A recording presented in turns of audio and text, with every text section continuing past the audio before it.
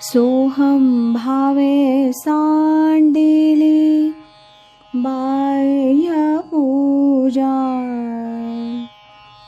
सोहम रूपे जाणिले आत्मराजा, सोहम शब्दे देखिले त्या गुरुसी, सोहम तत्वे तारितो जो दीनासी.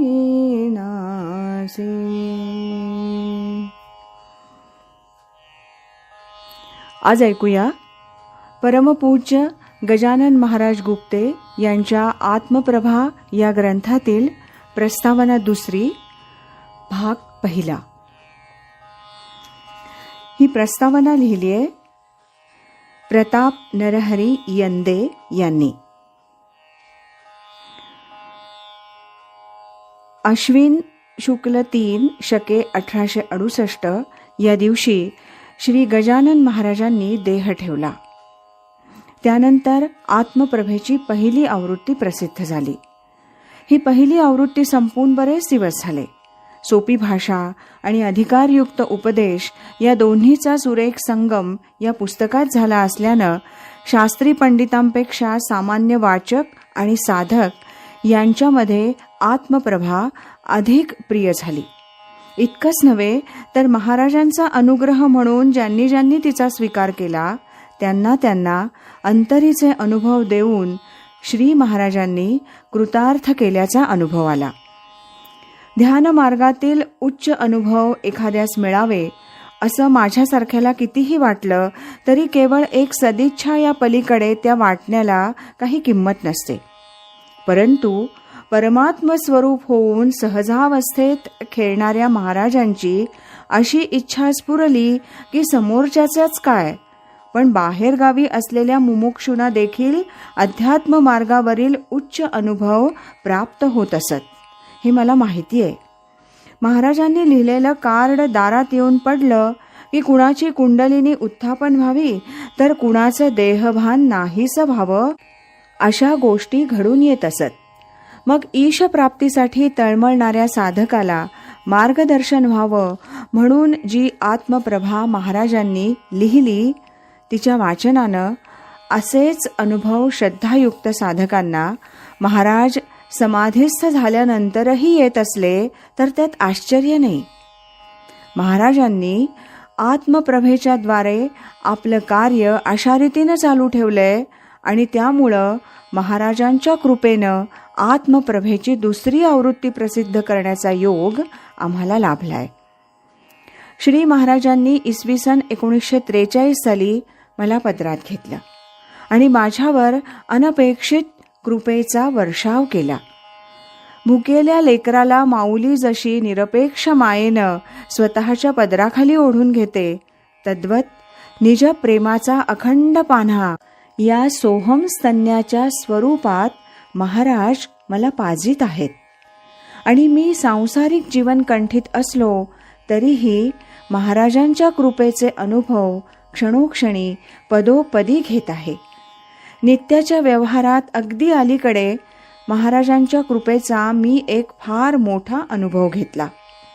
प्रारब्ध योगानं मी अचानक एका दुर्धर रोगानं पछाडला गेलो. मध्यमवर्गीयांच्या घरी असला आजार पाहुणा आला म्हणजे तो चांगलीच दैना उडवून देतो. शिवाय डॉक्टरी उपायांसाठी कर्ज काढून खर्च केला तरी गुण येईलच अशी खात्री नसते. साहजिकच मी आणि माझी कुटुंबीय मंडळी अगदी हवालदिल होऊन गेलो आणि अशा वेळी महाराजां वाचून आमचा पाठीराखा कोणीच नसल्यामुळं त्यांना सर्व भावे शरण गेलो.